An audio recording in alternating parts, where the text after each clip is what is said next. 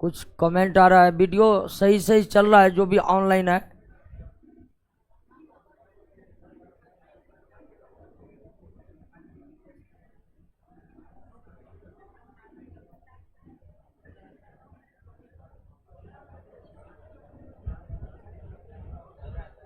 Video यहाँ से ठीक चल रहा है, चल रहा है, चल रहा है।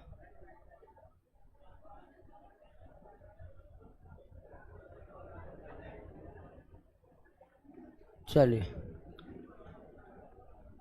दरोगा बैच पर लाइव मार दिए हैं। ओके ओके, चलिए। और रिक्वेस्ट है कि आज ऐप में कुछ सर्वर प्रॉब्लम आ रही है और उसके कारण कुछ डिस्टरबेंस उत्पन्न हुआ है, तो हम फिलहाल क्लास ले रहे हैं दोस्तों।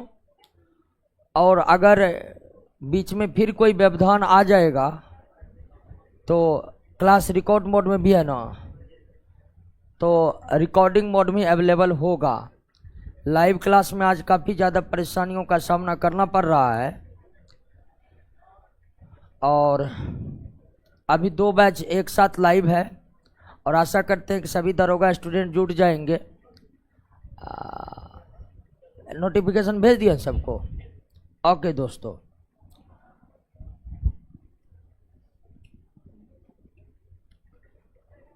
चलिए। फाउंडेशन बैच पर तो है ही लाइव, है ना? हाँ हाँ, 2 बैच एक साथ लाइव किए थे।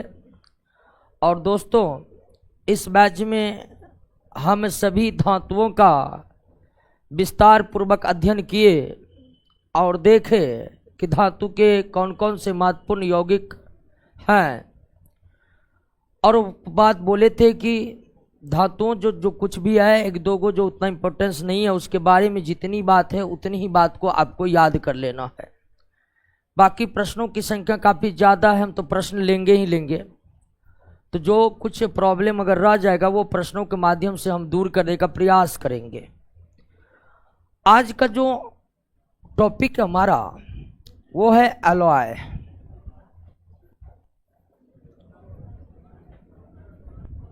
यानी मिश्र धातु। मिश्र धातु, मिश्र धातु जो है क्या है, तो दो या दो से अधिक धातु का समांगी मिश्रण है। दो या दो से अधिक धातु के समांगी मिश्रण को हम क्या कहते हैं? मिश्र धातु कहते हैं, एलॉय कहते हैं। तो ये जो मिश्र धातु है ये कोई तत्व नहीं है, ये यौगिक भी नहीं है, ये मिश्रण है और मिश्रण में भी समांग, होमोजीनियस मिक्सचर। तो 2 या 2 से अधिक धातुओं के समांगी मिश्रण को ही हम क्या कहते हैं? मिश्र धातु कहते हैं। 2 या 2 से अधिक धातु के समांगी मिश्रण को ही हम क्या कहते हैं? मिश्र धातु कहते हैं। लेकिन इसके नाम पर आप मत जाइएगा, क्योंकि अगर धातु और अधातु को मिलाकर भी अगर आप बना दिए हैं क्या समांगी मिश्रण, तो उसे भी आपको क्या कहना होगा? मिश्र धातु ही कहना होगा। आप ये नहीं कह सकते कि ये मिश्र धातु अधातु है।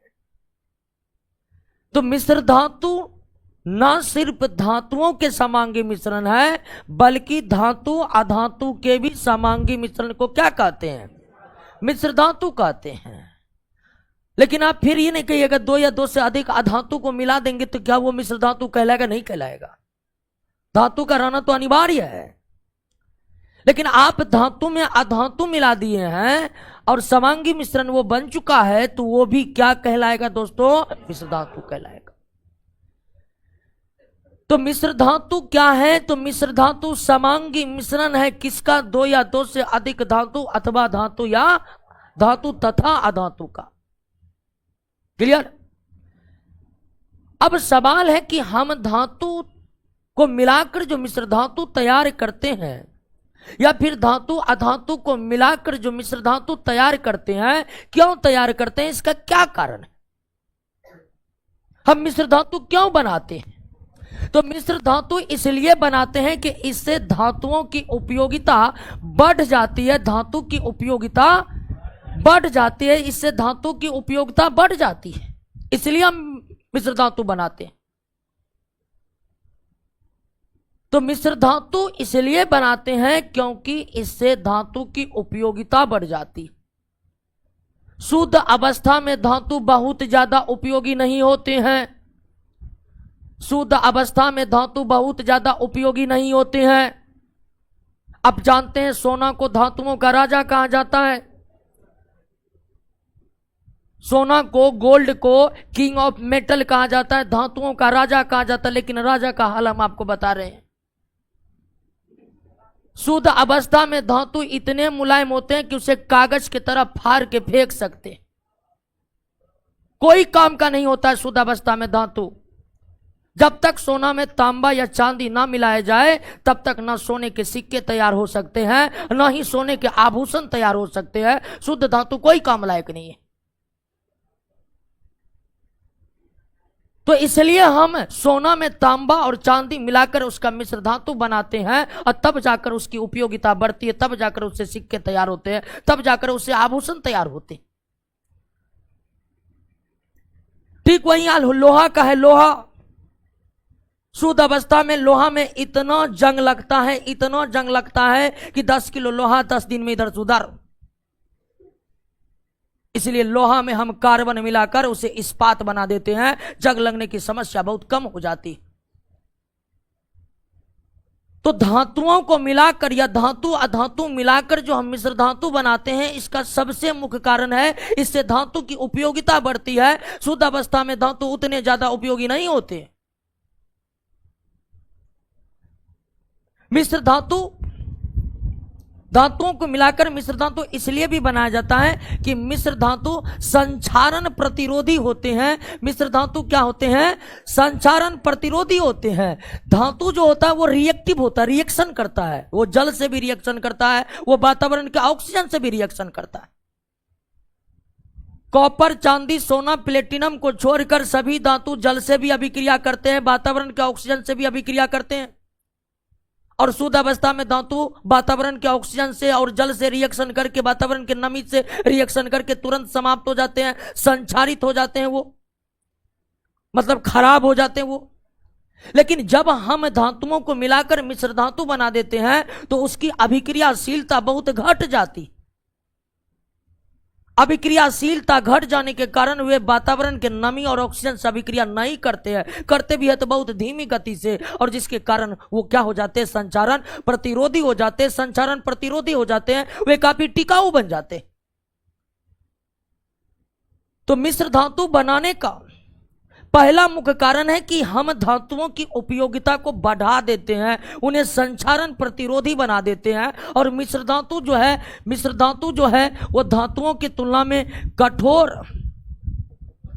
तथा मजबूत होते हैं। कठोर तथा मजबूत होते हैं। कठोर तथा मजबूत होते हैं। कॉपर में आप जिंक मिला दिए, पित्तल बन गया। ये पित्तल क्या है? ये पित्तल मिश्र धातु है। लेकिन पित्तल की जो मजबूती है वो कॉपर और जिंक से कई गुना ज्यादा हो जाता है। कॉपर और जिंक से कई गुना ज्यादा हो जाता है। तो हम मिश्र धातु इसलिए बनाते हैं कि इससे धातु की उपयोगिता बढ़ जाती है, इससे धातु संचारण प्रतिरोधी हो जाते हैं, इससे वे कठोर तथा मजबूत हो जाते हैं, टिकाऊ हो जाते हैं। इसलिए हम मिश्र धातु बनाते हैं। और ध्यान दीजिए दोस्तों कि हमारे जिंदगी में, आम जीवन में धातु से ज्यादा उपयोगी मिश्र धातु है। हमारे जीवन में धातु से ज्यादा उपयोगिता धातुओं को मिलाकर जो मिश्र धातु बना देते हैं उसकी है। तो आप ये बात समझ गए कि ना आखिर धातुओं को मिलाकर मिश्र धातु क्यों बनाया जाता है, इसके कितने फायदे हैं? 3 प्रमुख फायदे। लेकिन जब आप धातुओं को मिलाकर मिश्र धातु बनाते हैं तो यह भी याद रखना होगा कि मिश्र धातु की जो आघात वर्धनीयता थी, आघात वर्धनीयता तथा तन्यता, तन्यता कम हो जाती है। तन्यता क्या हो जाती है? कम हो जाती है। जैसे कि आपने कॉपर और जिंक मिलाकर पित्तल बना, पित्तल मजबूत तो हो गया, पित्तल की उपयोगिता बढ़ गई, पित्तल संचारण प्रतिरोधी भी हो गया, लेकिन पित्तल की जो आघात वर्धनीयता है वो जिंक और कॉपर से कम हो जाता है। पित्तल की जो तन्यता है वो कॉपर और जिंक से कम हो जाता है। तो मिश्र धातु की जो आघात वर्धनीयता और तन्यता है, आघात वर्धनीयता और तन्यता है, वो कम हो जाता, अभी धातु के तुलना में कम हो जाता, अभी धातु के तुलना में कम हो जाता। और यही नहीं दोस्तों, मिश्र धातु की चालकता, चाहे आप उष्मीय चालकता की बात करिए, चालकता भी कम हो जाती है, चालकता भी कम हो जाती है, चालकता भी कम हो जाती है। और तो और अभिक्रियाशीलता, रिएक्टिविटी, अभिक्रियाशीलता, अभिक्रियाशीलता, अभिक्रियाशीलता भी कम हो जाती है, अभिक्रियाशीलता भी कम हो जाती है, अभिक्रियाशीलता भी कम हो जाती है।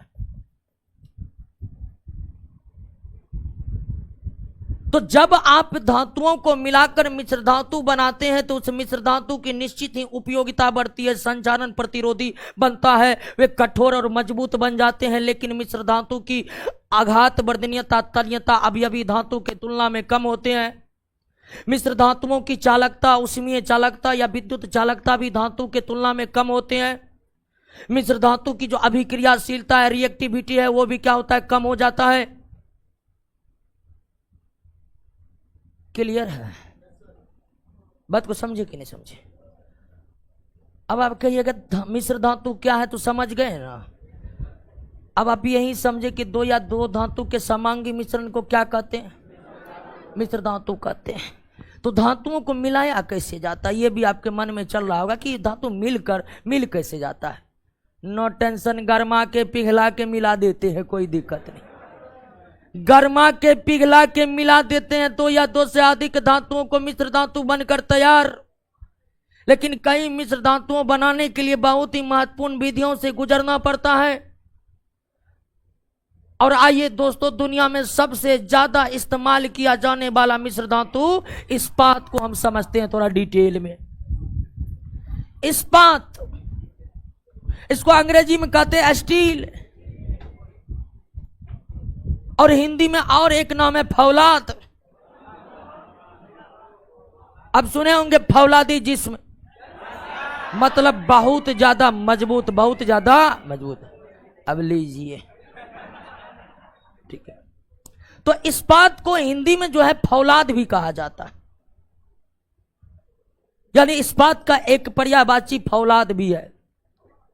चलिए दोस्तों, टेस्ट आज छोड़ दीजिए, क्या करिएगा, क्लास डिस्टर्ब हो गया, क्लास कर लीजिए और टेंशन नहीं लीजिए, टेस्ट से ज्यादा मजा देंगे आपको क्लास में। तो इस्पात, यह इस्पात क्या है? यह मिश्र धातु है और मुख्य रूप से यह किसका मिश्र धातु है? लोहा और कार्बन का मिश्र धातु है। लोहा और कार्बन का मिश्र धातु है, लोहा और कार्बन का मिश्र धातु है। और इस इस्पात मिश्र धातु में कार्बन की जो प्रतिशत मात्रा है, कार्बन की जो प्रतिशत मात्रा है वो 0.1 से लेकर 1.5% के बीच होता है। 1.5% से अधिक कार्बन की मात्रा किसी भी इस्पात में नहीं हो सकती। और इस्पात का लक्षण है कि कार्बन की मात्रा इसमें 0.1 से 1.5 के बीच में होता है। तो हम जो इस्पात में कार्बन की मात्रा को बढ़ाएंगे त्यों तो इस्पात की जो कठोरता है वो बढ़ती जाएगी। कार्बन की मात्रा बढ़ने के साथ साथ इस्पात की कठोरता क्या होते जाती है? बढ़ते जाती है। इस्पात की कठोरता क्या होते जाती है? बढ़ते जाती है। इसलिए इस्पात को भी दो श्रेणियों में आप बांट सकते हैं। इस्पात को भी आप दो श्रेणियों में बांट सकते हैं, सॉफ्ट स्टील यानी कि मृदु इस्पात, और दूसरा हार्ड स्टील यानी क्या? कठोर इस्पात। इस्पात को भी दो श्रेणियों में बांटा जा सकता है। अगर सॉफ्ट स्टील की बात करिएगा, मृदु इस्पात की बात करिएगा तो उसमें कार्बन कम रहेगा, और कठोर स्टील की बात करें तो, हार्ड स्टील की बात करें तो उसमें कार्बन की मात्रा ज्यादा रहेगा। अगर मृदु इस्पात की बात करें तो इसमें कार्बन की मात्रा 0.1 से 0.4% के बीच रहता है, जबकि कठोर स्टील में 0.4 से लेकर 1.5 के बीच में रहता है। तो इस्पात को भी कार्बन की मात्रा के आधार पर दो भागों में बांटा जा सकता है, सॉफ्ट स्टील और हार्ड स्टील। सॉफ्ट स्टील और हार्ड स्टील। सॉफ्ट स्टील में कार्बन की मात्रा कितनी होती है? 0.1 से 0.4, और कठोर स्टील में कार्बन की मात्रा कितनी होती है? 0.4 से लेकर 1.5।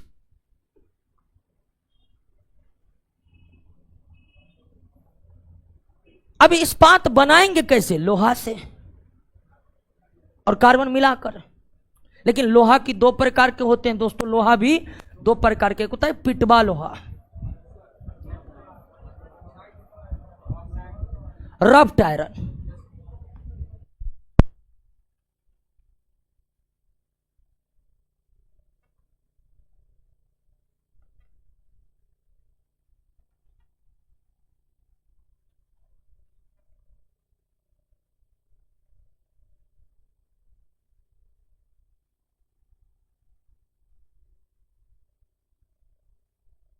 तो लोहा भी कितने प्रकार। क्लास खत्म हो गया, कट गया।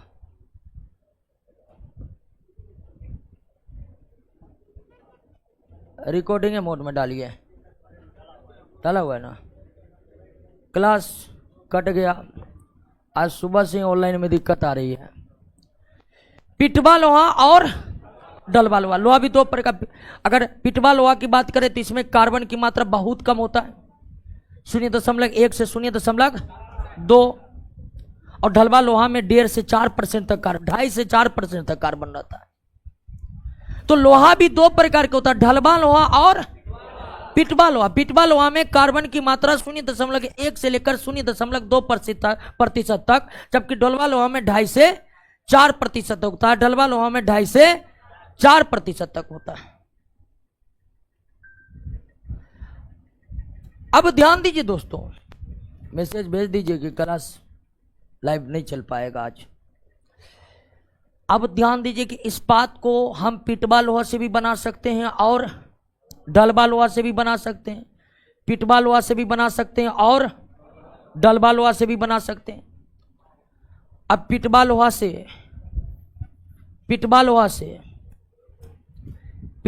से अगर जब हम बनाते हैं तो इस्पात को, तो पिटवा लोहा से इस्पात बनाने की जो विधि है उसका नाम है सीमेंटेशन प्रोसेस। क्या नाम है? Cementation process. सीमेंटेशन विधि। तो पिटवा लोहा से इस्पात किस विधि के द्वारा तैयार किए जाते हैं? सीमेंटेशन विधि के द्वारा तैयार किए जाते हैं। पिटवा लोहा से इस्पात किस विधि से तैयार किए जाते हैं? सीमेंटेशन विधि से। जबकि ढलवा लोहा से इस्पात 3 विधियों के द्वारा बनाए जाते हैं। ढलवा लोहा से इस्पात 3 विधियों के द्वारा बनाए जाते हैं। एक है आपका बेसेमर विधि, ठीक है, बेसेमर विधि।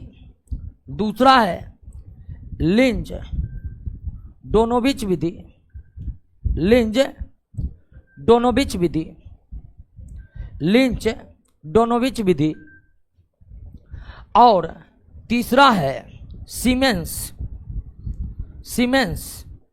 मार्टिन विधि। तो अगर हम ढलवा लोहा से इस्पात को तैयार करते हैं तो ढलवा लोहा से इस्पात कितने विधियों के द्वारा तैयार हो सकता है? 3 विधियों से। बेसेमर विधि, लिंज डोनोविच विधि, सीमेंस मार्टिन विधि।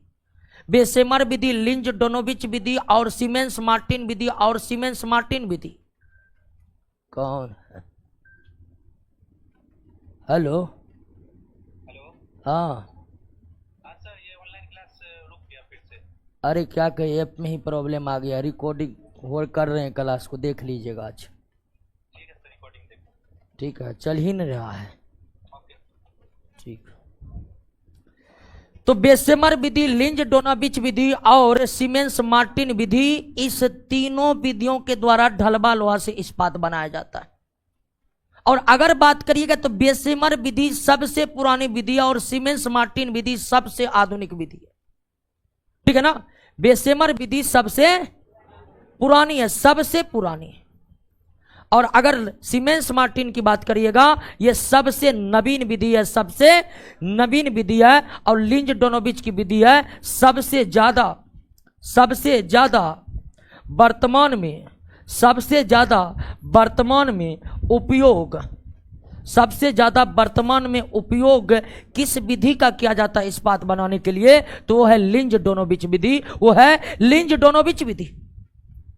तो इस्पात हम पिटवा लोहा से भी बना सकते हैं, इस्पात हम ढलवा लोहा से भी बना सकते हैं। पिटवा लोहा से इस्पात बनाने की विधि कौन सी है, सीमेंटेशन विधि, जबकि ढलवा लोहा से इस्पात 3 विधियों के द्वारा बनाया जा सकता है, बेसेमर विधि, लिंज डोनोविच विधि और सीमेंस मार्टिन विधि। सीमेंस मार्टिन विधि जिसमें बेसेमर विधि सबसे पुरानी है, जबकि सीमेंस मार्टिन विधि सबसे नवीन है, सबसे नया है। लेकिन वर्तमान समय में सबसे ज्यादा इस्तेमाल जिन विधियों का किया जाता है वो है आपका लिंज डोनोविच विधि, वो है आपका लिंज डोनोविच विधि। क्लियर हो गया, बात समझ गए। लेकिन अगर बात करें तो पिटवा लोहा से इस्पात, पिटवा लोहा से इस्पात शायद ही बनाए जाए। पिटवा लोहा से इस्पात ज्यादातर बनाया नहीं जाता है, क्योंकि पिटवा लोहा का उत्पादन ही सीमित मात्रा में होता है। लोहे का निष्कर्षण बातिया भट्ठी में किया जाता है ना, आप लोग को तो पढ़ाए हैं, हालांकि दरोगा बैच में नहीं पढ़ाए हैं, लेकिन आप जानिए कि लोहा का जो प्राप्ति होता है एक विशेष प्रकार के भट्ठी से होता है, जिसको हम वात्या भट्ठी कहते हैं। और वात्या भट्ठी से हमें कौन लोहा प्राप्त हो रहा था, ढलवा लोहा प्राप्त होता है। और ढलवे लोहे से तैयार किया जाता है किसको, पिटवा लोहा से। और लोहा ज्यादातर उपयोगी है नहीं शुद्ध अवस्था में, तो हम ढलवा लोहा से पिटवा लोहा क्यों बनाएंगे, ढलवा लोहा को डायरेक्ट क्या बना लेंगे। तो अधिकांश इस्पात उद्योगों में इस्पात का निर्माण सीधे ढलवा लोहा से वर्तमान में सबसे ज्यादा लिंज डोनोविच विधि का इस्तेमाल करके बनाया जा रहा है। पिटवा लोहा से इस्पात बनाने की प्रक्रिया बहुत सीमित है, बहुत सीमित है, क्योंकि पिटवा लोहा का उत्पादन ही नहीं होता है, पिटवा लोहा का उत्पादन ही नहीं होता है। अब ध्यान दीजिए, इस्पात से जुड़े 3 प्रक्रियाओं को, पहला प्रक्रिया क्विंचिंग, पहला है क्विंचिंग, इसको कहते हैं समन, समन प्रक्रिया। लोहा को अत्यधिक गर्म करके, समन प्रक्रिया जिक्र आपके नोट में हुआ। तो इस्पात को क्विंचिंग करना, इस्पात को क्विंचिंग करना, इस्पात को समित करना। अब इस्पात को क्विंचिंग करने का क्या मतलब, इस्पात का क्विंचिंग करने का मतलब हुआ कि इस्पात को जब हम बहुत गर्म करके, एकदम लाल तप्त गर्म करके अचानक ठंडा पानी में डाल देते हैं, तो यही प्रक्रिया क्या कहलाता है, इस्पात को लाल रक्त तप्त गर्म करके, इतना गर्म करके उसका रंग लाल हो जाए, गर्म करते करते लाल रक्त तप्त इस्पात को अचानक ठंडे पानी में डाल देना ही क्या कहलाता है, समन कहलाता है, समन कहलाता है, समन कहलाता है। और इस प्रक्रिया के जरिए क्या होता है दोस्तों, इस प्रक्रिया के जरिए इस्पात जो है अत्यधिक कठोर बन जाता, अत्यधिक कठोर बन जाता, अत्यधिक कठोर। इस्पात से जुड़ा एक दूसरा प्रक्रिया है दोस्तों टेम्परिंग। क्या है, टेम्परिंग, इसको हिंदी में भी टेम्परिंग ही कहते हैं, टेम्परिंग। और टेम्परिंग क्या जाता है, सम्मित इस्पात का, किसका, सम्मित इस्पात का। टेम्परिंग हम सब इस्पात का नहीं करते हैं, टेम्परिंग उसी इस्पात का करते हैं जिसका क्या हो चुका है, समन हो चुका है, जिसका क्या हो चुका है। तो सम्मित इस्पात को, क्विंचिंग स्टील को जब गर्म करके धीरे धीरे ठंडा करते हैं तो इसे क्या कहते हैं, टेम्परिंग कहते हैं। जब सम्मित इस्पात को, क्विंचिंग स्टील को गर्म करके धीरे धीरे ठंडा करते तो यह प्रक्रिया क्या कहलाता है, टेम्परिंग कहलाता है। लेकिन टेम्परिंग आप सभी इस्पात का नहीं कर सकते, टेम्परिंग करने के लिए इस्पात को पहले क्विंचिंग करना होगा, सम्मित करना होगा, और फिर सम्मित इस्पात को हम क्या करते हैं, टेम्परिंग करते हैं। टेम्परिंग करने से क्या होता है, टेम्परिंग करने से आप इस्पात को अपने इच्छा के अनुसार कठोरता प्रदान कर सकते हैं और इस्पात कम लचीला हो जाता है टेम्परिंग करने से। क्या हो जाता है? लचीलापन के गुणों से मुक्त हो जाता है। क्या करने के बाद? टेम्परिंग करने के बाद। और एक और प्रक्रिया जुड़ा हुआ है इस्पात से, अनिलिंग। ठीक है, अनिलिंग। अनिलिंग अनिलिंग अनिलिंग वह प्रक्रिया है जब इस्पात को गर्म करके धीरे धीरे ठंडा करते। अनिलिंग आप किसी भी इस्पात का कर सकते, लेकिन टेम्परिंग केवल क्विंचिंग स्टील का ही कर सकते। इस्पात को गर्म कर धीरे धीरे ठंडा करने की प्रक्रिया क्या कहलाता है? और समित इस्पात को गर्म कर धीरे धीरे ठंडा करना टेम्परिंग कहलाता है। इस्पात को गर्म कर धीरे धीरे ठंडा करना क्या कहलाता है? अनिलिंग कहलाता है। अनिलिंग करने से इस्पात जो है मृदु हो जाते हैं, कम भंगुर हो जाते हैं। कई तरह के गुण अनिलिंग करने के बाद विकसित हो जाता है। क्लियर है? इस्पात को लाल रक्त तप्त गर्म कर कर एकाएक ठंडे पानी में डालने की प्रक्रिया को क्या कहते हैं? क्विंचिंग करने के बाद आपका इस्पात अत्यधिक क्या हो जाता है? कठोर हो जाता है, बहुत ज्यादा हार्ड हो जाता है। पुनः क्विंचिंग स्टील समित इस्पात को गर्म कर धीरे धीरे ठंडा करना क्या कहलाता है? टेम्परिंग करने से आपके मन के अनुकूल उसमें कठोरता आएगी और फिर वो कम लचीले हो जाएंगे। अनिलिंग इस्पात को गर्म कर धीरे धीरे ठंडा करना क्या कहलाता है? अनिलिंग कहलाता है। इस्पात को गर्म कर धीरे धीरे ठंडा करना क्या कहलाता है? अनिलिंग कहलाता है। अनिलिंग करने से इस्पात मृदु यानी कि सॉफ्ट हो जाते हैं और कम भंगुर हो जाते हैं। क्लियर? बात समझ गए? अब इस्पात भी कई प्रकार के होते हैं, एक प्रकार के इस्पात नहीं होते। बेस इस्पात जो है वो तो कार्बन यानी कि मूल इस्पात जो है वो कार्बन और लोहा मिलाकर बनाया जाता है, वो तो आप जान गए। लेकिन इस्पात में लोहा और कार्बन के बाद अलग अलग कंपोनेंट मिलाकर हो गया, अलग चल रहा है। अच्छा, कमेंट ला दीजिए तब।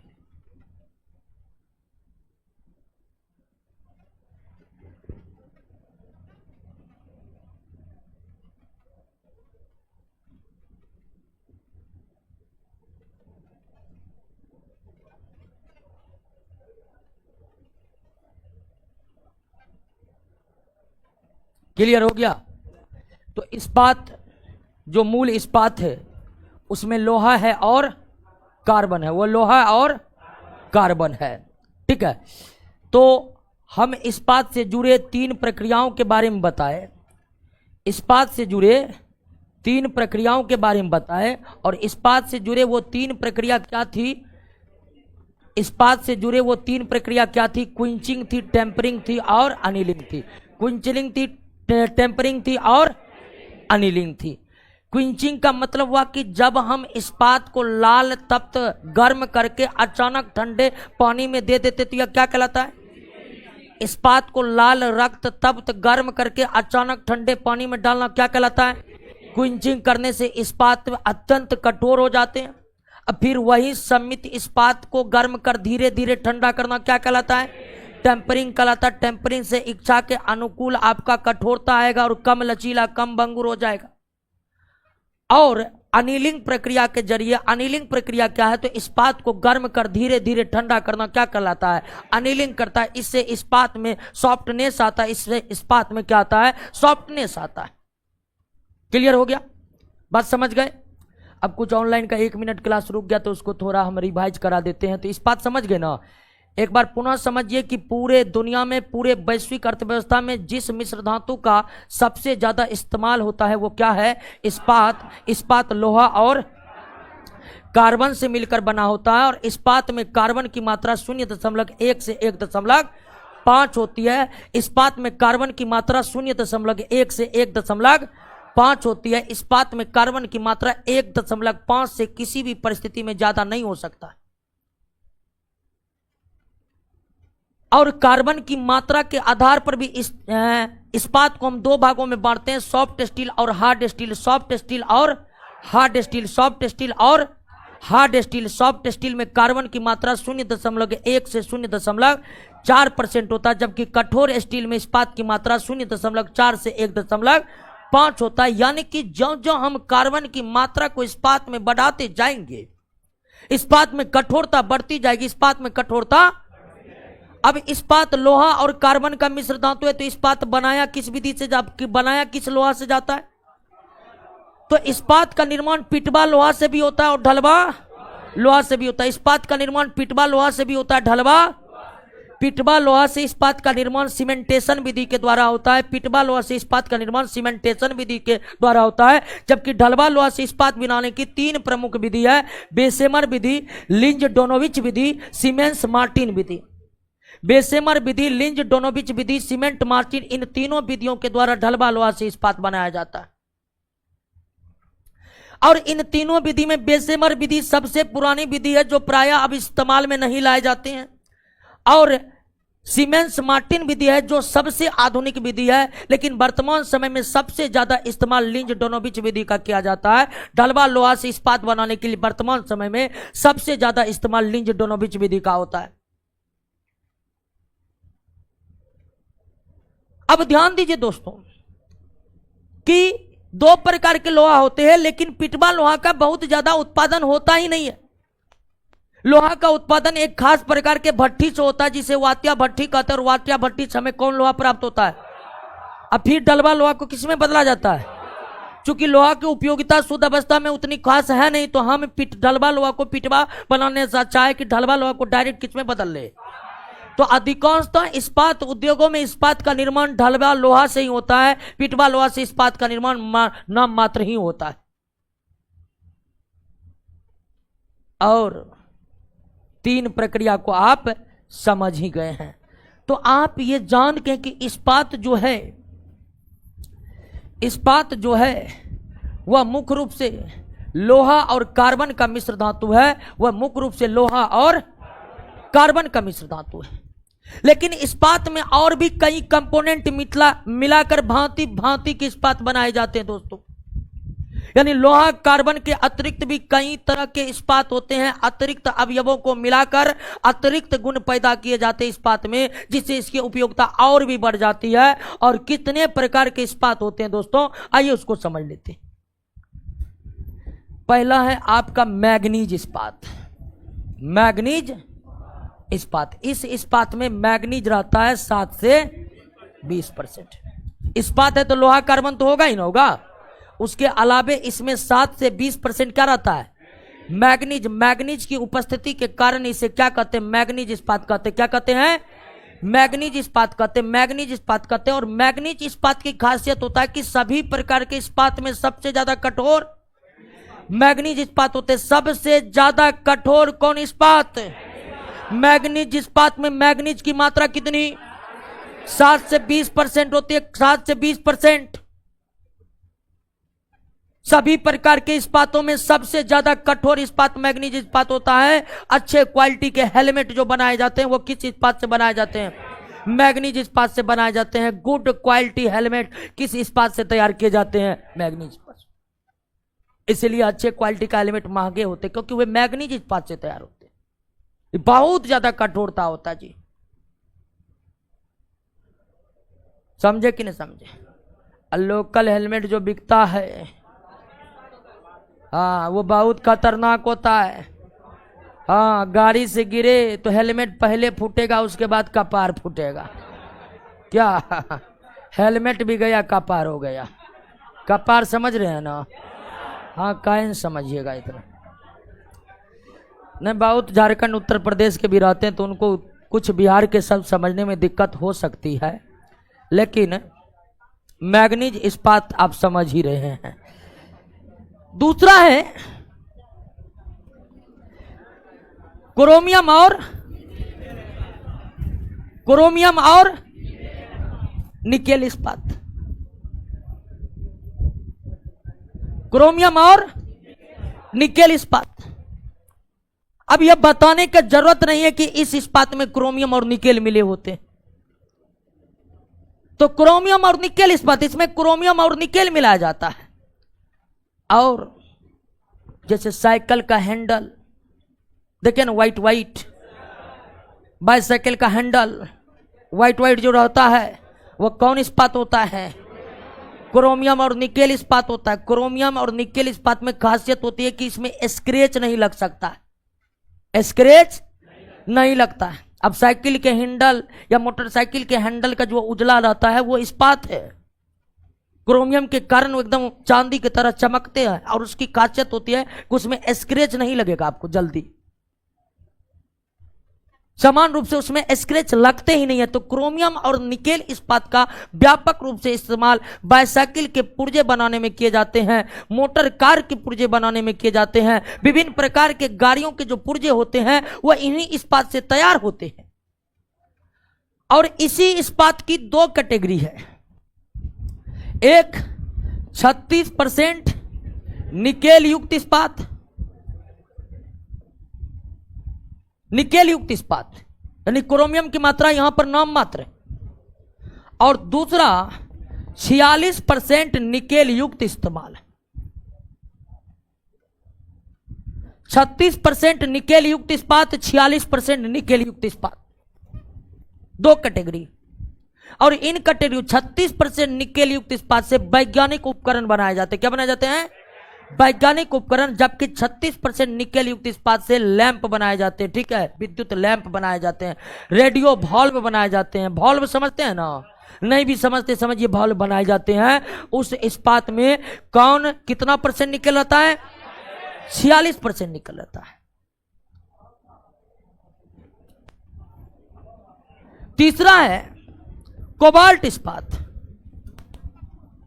कोबाल्ट इस्पात, कोबाल्ट इस्पात में 35% क्या रहता है? कोबाल्ट। और इससे अस्थाई चुंबक बनाए जाते हैं। कौन चुंबक? अस्थाई चुंबक बनाए जाते हैं। कोबाल्ट इस्पात से क्या बनाए जाते हैं?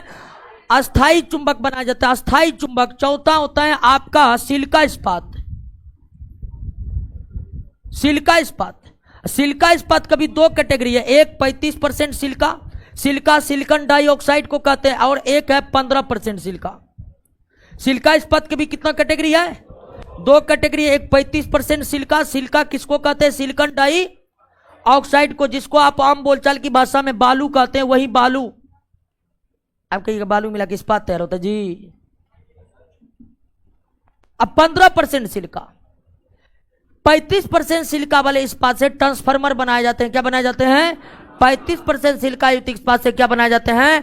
ट्रांसफार्मर बनाए जाते हैं। और 15% सिलिका युक्त इस्पात से अम्ल ढोने वाले टैंकर बनाए जाते हैं। अम्ल ढोने वाले टैंकर, क्योंकि 15% अगर इस्पात में सिलिका मिला हुआ है तो वह इस्पात अम्ल से अभिक्रिया नहीं करता है। वैसे इस्पात अम्ल से अभिक्रिया करता है, लेकिन 35% सिलिका युक्त इस्पात अम्ल से अभिक्रिया नहीं करता है। इसीलिए अम्ल ढोने वाले जो टैंकर बनते हैं वो किस इस्पात से बनते हैं? सिलिका इस्पात से बनते हैं, जिनमें सिलिका की मात्रा कितनी?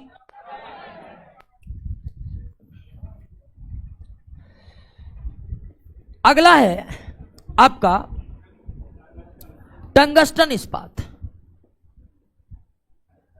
टंगस्टन इस्पात, टंगस्टन इस्पात में टंगस्टन रहता है कितना परसेंट? 15%। अब 15 से 20 ले लेते हैं। टंगस्टन इस्पात 15 से 20% टंगस्टन होता है।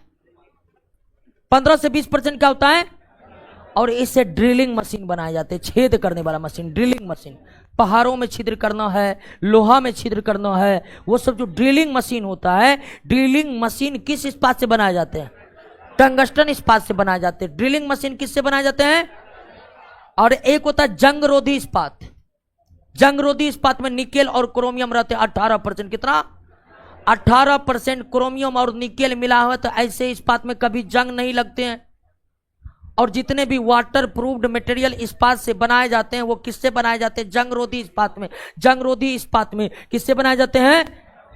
जंगरोधी इस्पात। जंगरोधी इस्पात में, जंगरोधी गुण जो लाता इस्पात में, वो है आपका निकेल और क्रोमियम है। निकेल और क्रोमियम है, निकेल और क्रोमियम है, दोनों की मात्रा कितना?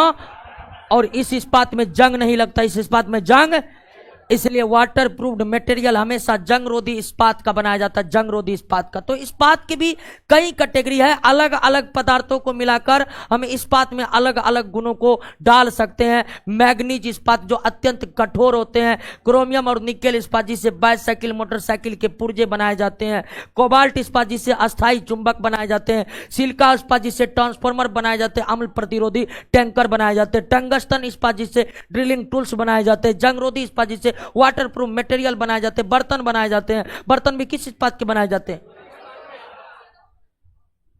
क्लियर हो गया? समझ गए? तो इस्पात क्लियर, कोई दिक्कत नहीं ना। इस्पात पर एक बार नजर दौड़ा लीजिए दोस्तों। आइए अब हम सीमेंट बनाएंगे।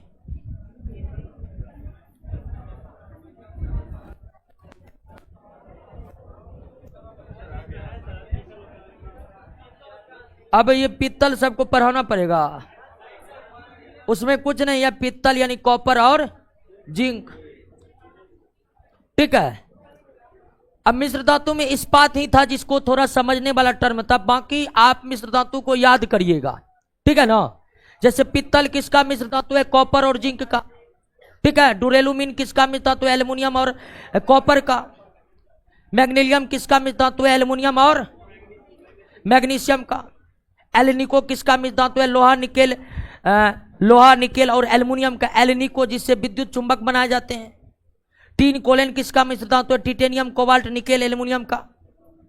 तो बाकी जो मिश्र धातु है वो एक लाइन का, और उसमें क्या कंपोनेंट मिला है उसको सिर्फ याद कर लेना है। बाकी तो क्वेश्चन होगा, ये पित्तल के संदर्भ में 2-3 क्वेश्चन होगा, तो क्वेश्चन तो हम लेंगे ही लेंगे। उसमें कोई ऐसा कोई पार्टिकल नहीं है, ऐसा कोई पार्ट नहीं है जिसको समझाना पड़ेगा दोस्तों, हर कुछ उसमें याद करने वाला है। इस्पात है तो इस्पात आप समझ गए। एक बार देख लीजिए, नजर उठाकर देख लीजिए, दिक्कत होगा तो बताएंगे ही बताएंगे। ऑनलाइन वाले दोस्तों, क्या इस्पात क्लियर हुआ कि कोई प्रश्न आपके मन में इस्पात के बारे में अब भी है?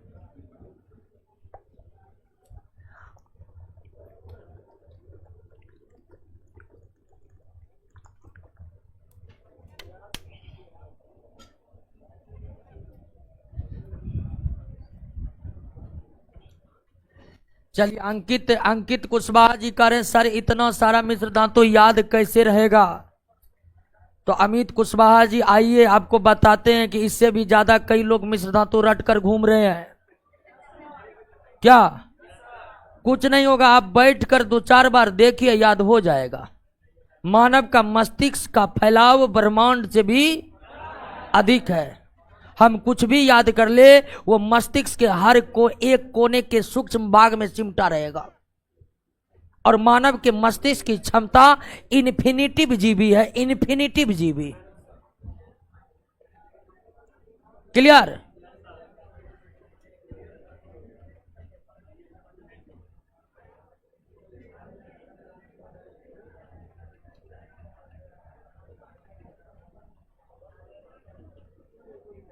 एक क्विंचिंग और एक टेम्परिंग,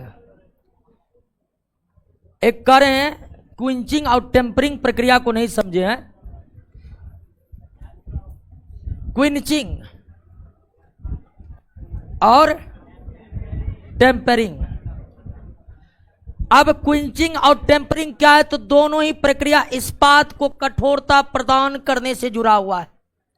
इस्पात को कठोरता प्रदान करने से जुड़ा हुआ है।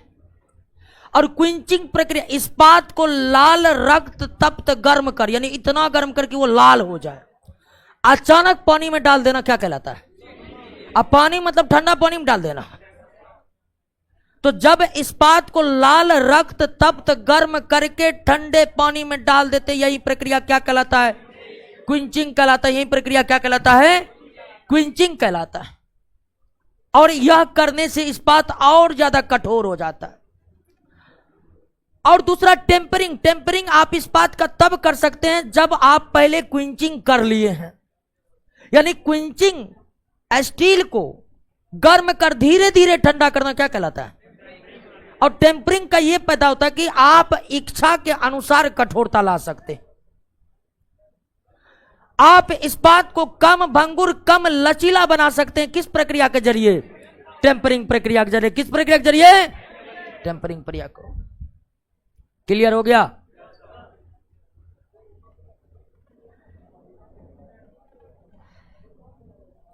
क्लियर हो गया? चलिए, अमित कुमार करे कि एग्जाम में क्वेश्चन कहां से बनेगा, लगता है नया जुड़े हुए हैं। ठीक है, क्वेश्चन कहीं से नहीं बनेगा दोस्तों, बस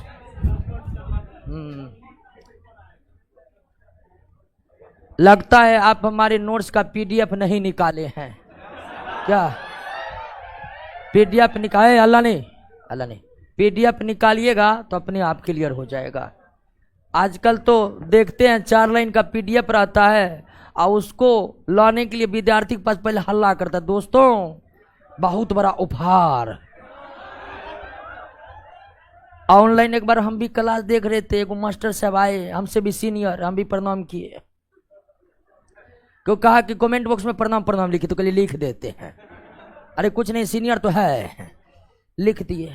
बाद में पूरा हल्ला, विद्यार्थियों के लिए ऐसा उपहार। तो हम सोचे कि कुछ होगा, प्रणाम किए, हमको भी कुछ मिल जाए। बाद में पूरा एकदम माहौल बनाकर एकदम कर, दोस्तों अभी 8,000 हुआ, 10।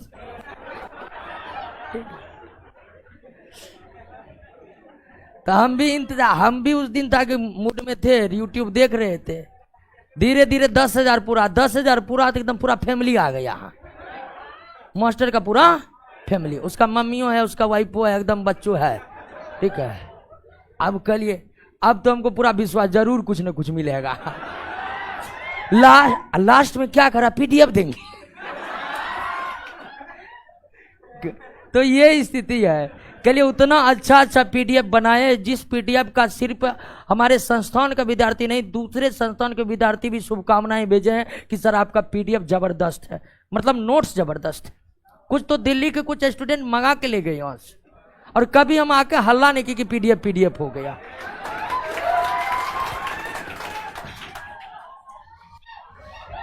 अरे हल्ला तुरंत, अरे हल्ला क्या करते।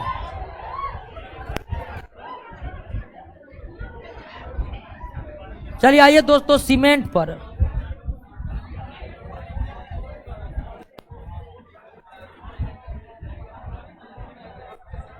सीमेंट।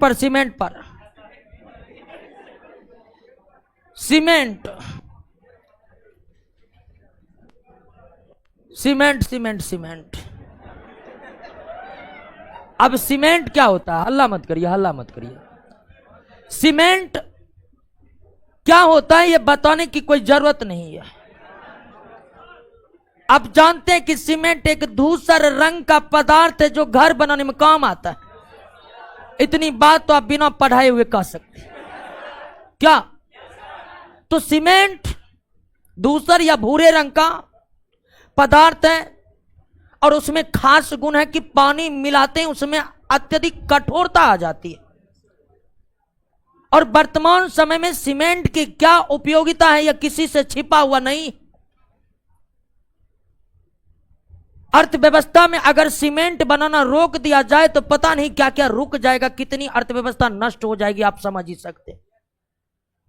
तो सीमेंट की महत्ता आधुनिक काल में इतनी अधिक है कि अगर इसका उत्पादन ना हो तो अर्थव्यवस्था ठप सी हो जाएगी।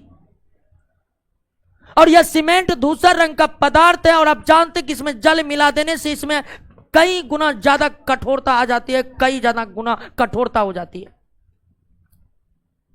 और इस सीमेंट का खोज सबसे पहले जोसेफ एस्पडीन ने किया था। किसने किया था? जोसेफ एस्पडीन ने किया था। जोसेफ एस्पडीन इंग्लैंड के निवासी थे, और कहा जाता है कि जोसेफ एस्पडीन के द्वारा सीमेंट की खोज और हेनरी बेसेमर के द्वारा इस्पात निर्माण की, बेसेमर विधि था ना जी, बेसेमर विधि का नाम बेसेमर विधि इसलिए था क्योंकि हेनरी बेसेमर ने ही उस विधि की खोज की थी। और ऐसा माना जाता कि जोसेफ एस्पडीन के द्वारा सीमेंट की खोज और हेनरी बेसेमर के द्वारा इस्पात निर्माण प्रक्रिया का खोज करना ही इंग्लैंड में औद्योगिक क्रांति का आधार बना। आप अगर वैश्विक इतिहास पढ़ते हैं तो आप जरूर जानते होंगे कि औद्योगिक क्रांति कहां हुई? इंग्लैंड में हुई। और इंग्लैंड में ही माहौल था वो क्रांति होने का, क्योंकि उस समय वो उससे ज्यादा कोई विकसित था ही नहीं। इतना विकसित था कि उस समय सारे विश्व पर उसका अधिकार चलता था।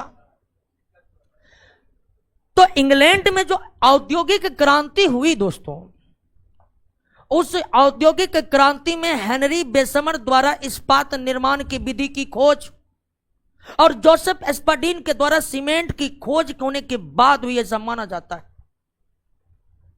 ऐसा कहा जाता कि इंग्लैंड के पास जोसेफ एस्पार्डीन और हेनरी बेसमर जैसे नागरिक नहीं होते, वैज्ञानिक नहीं होते, तो फिर औद्योगिक क्रांति शायद इंग्लैंड से नहीं होती।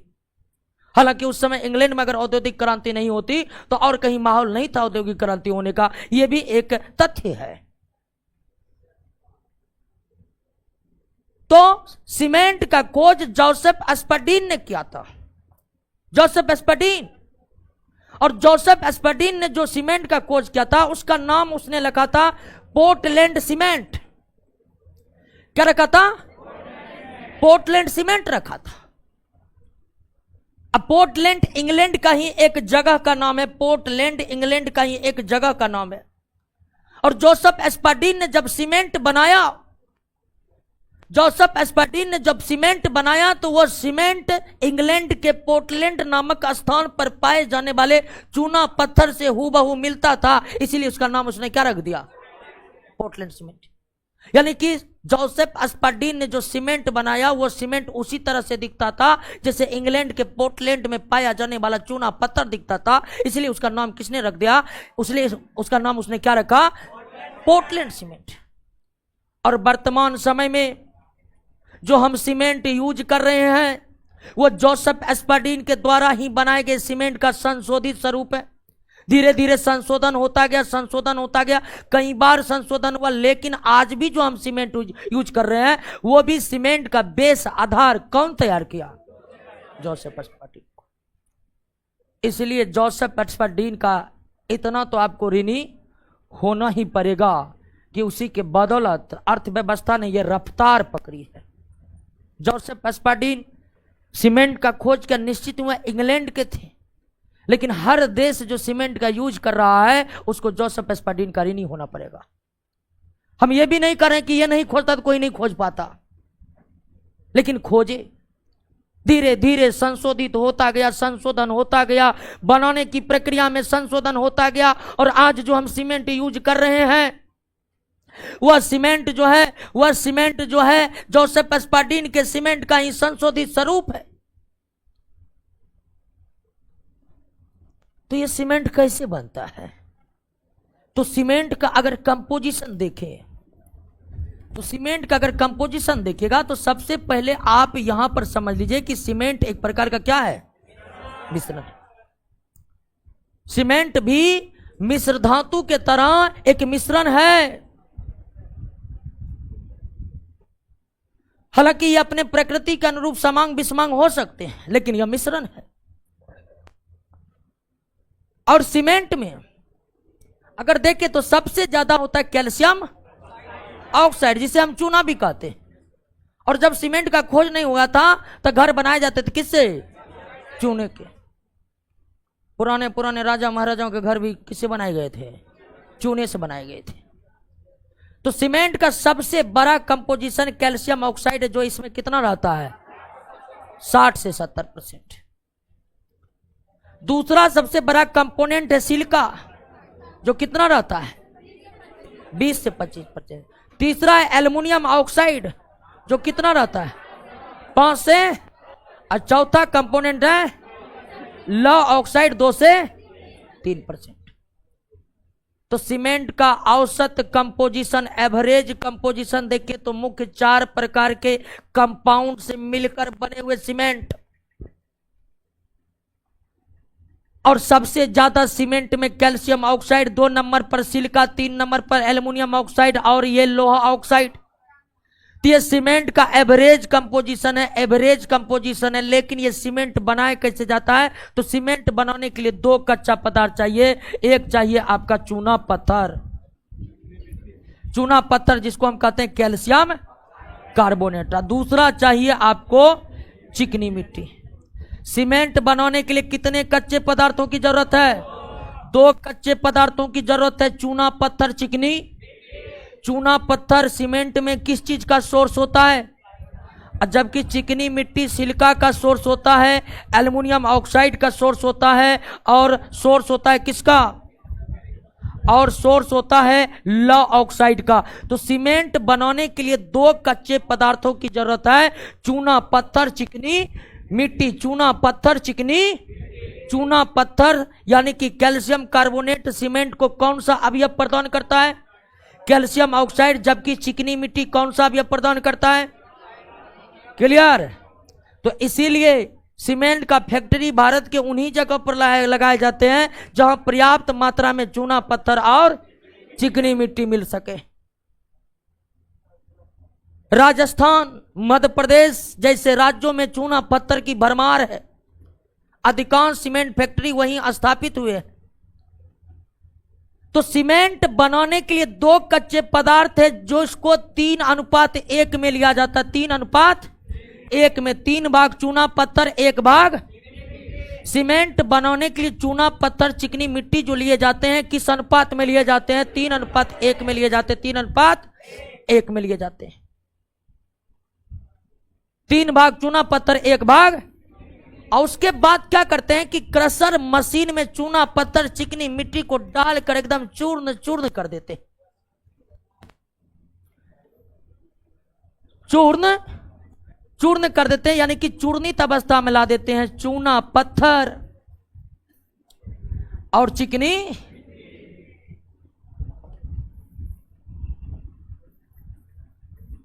चिकनी मिट्टी। चूना पत्थर और चिकनी मिट्टी, ये 3 भाग, और ये उसके बाद क्रशर मशीन में डालकर इसे क्या कर देते हैं, चूर्ण बना लेते हैं। चूर्ण समझते हैं ना, एकदम छोटे छोटे दानेदार, यूरिया डीएपी सब देखे हैं ना, बस उसी तरह एकदम छोटे छोटे दाने की तरह क्रशर मशीन में डाल देते हैं, पीस कर वही छोटे छोटे दानेदार बना देते हैं। हालांकि चूर्ण से ज्यादा दानेदार लिखते तो और बेहतर रहता, क्या लिख डालते हैं, काट कर लिख देते दानेदार, लेकिन एनसीईआरटी चूर्ण ही लिखा है तो हम भी वही लिख देते, क्या। अब इस चूर्ण को डाल देते हैं भट्टी में, भट्टी में किसमें, अब भट्टी का टेम्परेचर 1773 केल्विन, कितना केल्विन, अब 1773 केल्विन ताप पर चूना पत्थर का कैल्शियम ऑक्साइड, चिकनी मिट्टी का सिलिका, लौह ऑक्साइड और एल्युमिनियम ऑक्साइड आपस में अभिक्रिया करने लगता है, और अभिक्रिया करने के बाद बनाता है di calcium silicate, di calcium, उसके बाद बनाता tri calcium silicate, tri calcium, और उसके बाद बनाता tri calcium aluminate, tri calcium aluminate.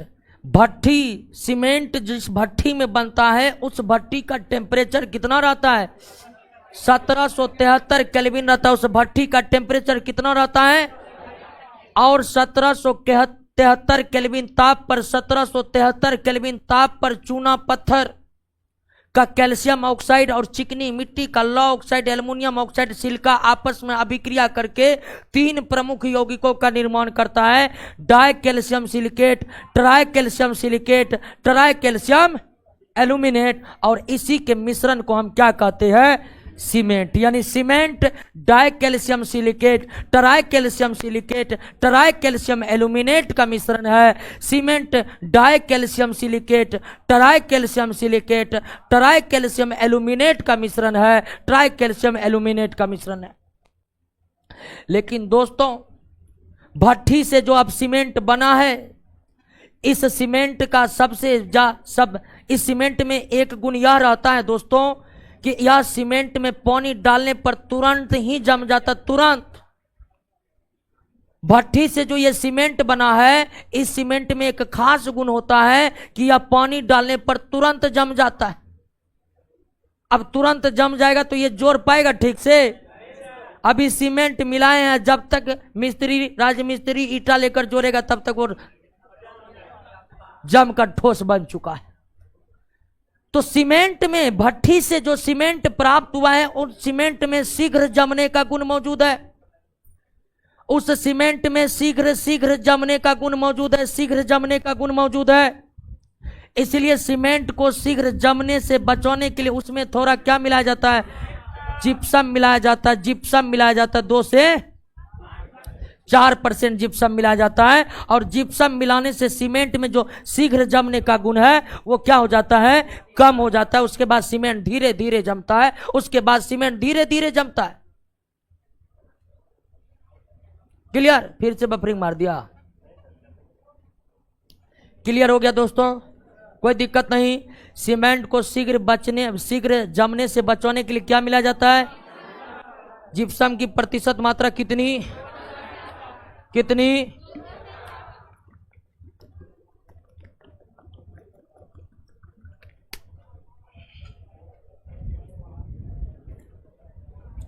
Clear? अब आइए मोटार।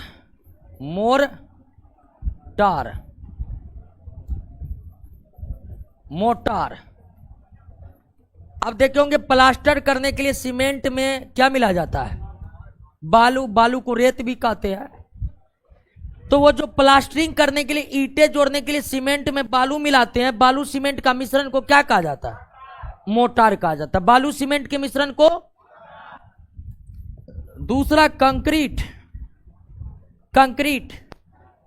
ढलैया करने के लिए सीमेंट, बालू और गिट्टी मतलब पत्थर के टुकड़ा, पत्थर का टुकड़ा, उसको क्या कहा जाता है?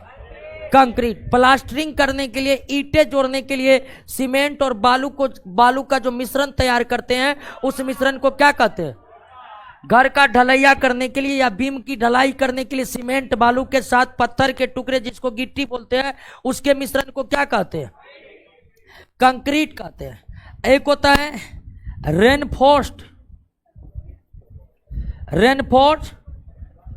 कंक्रीट, जिसको शॉर्ट में आरसीसी कहते हैं। क्या कहते हैं? हाँ, reinforce concrete cement. Reinforce concrete, तो सीमेंट प्लस बालू प्लस गिट्टी मतलब पत्थर के टुकड़े, और प्लस छड़, इस्पात का छड़, इसको क्या कहते हैं? आरसीसी। आप जानते हैं सीमेंट, बालू, गिट्टी और उसमें इस्पात का छड़ डाल दिए हैं, तब वह क्या बन गया? आरसीसी। यानी कि सीमेंट की उपयोगिता 3 तरह से होती है: मोटार बनाकर, कंक्रीट बनाकर और आरसीसी बनाकर। सीमेंट की उपयोगिता कितने तरह से होती है? मोटार बनाकर, कंक्रीट बनाकर, आरसीसी बनाकर। यह प्रक्रिया आप जानते होंगे। जैसे गटर बनाए जाते हैं, बड़े बड़े नल बनाए जाते हैं, तो वो किससे बनाए जाते हैं? आरसीसी से बनाए जाते हैं। किससे बनाए जाते हैं? क्लियर? ओके, सीमेंट क्लियर हो गया? कोई दिक्कत नहीं ना? सीमेंट पर एक बार नजर दौड़ाइए। आ जाते हैं कांच बनाएंगे आप।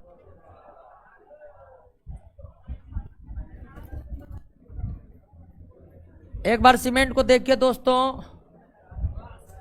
ग्लास। ऑनलाइन वाले दोस्तों सीमेंट की प्रक्रिया को समझे। घर बनाने के लिए कौन सा सीमेंट उपयोग करें? जो आपको पसंद आता है कर लीजिए। क्या?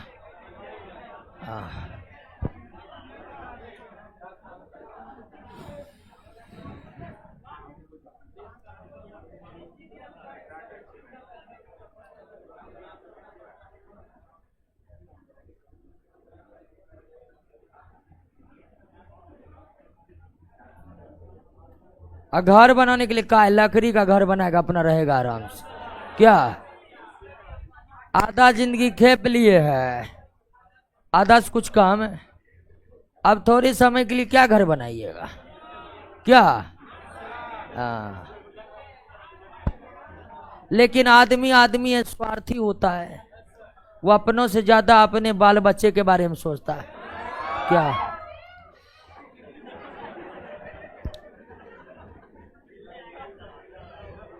है कि ना है? तो आराम से बिना सीमेंट का लकड़ी का घर बनाइए।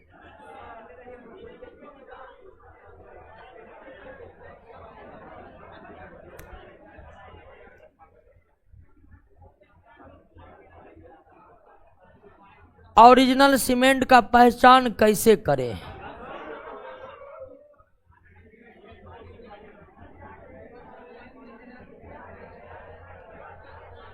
अरे सीमेंट को पढ़िए ना, एक बार नजर दोहराइए जी, एक बार देख लीजिए।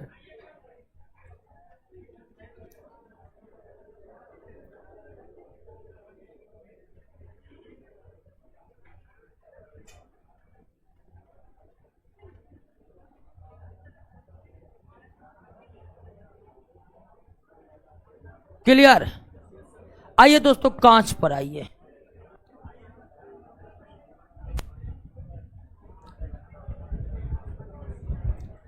कांच दोस्तों, कांच भी मिश्रण है। सीमेंट भी मिश्रण था और मिश्र धातु भी मिश्रण थे। कांच भी क्या है? मिश्रण है। बात मत करिए, बात मत करिए, ठीक है ना, बात मत करिए। तो कांच भी क्या है? मिश्रण है। रे गुजरात सर तुमको नहीं बोल रहे थे, इतना मार मारेंगे ना अभी।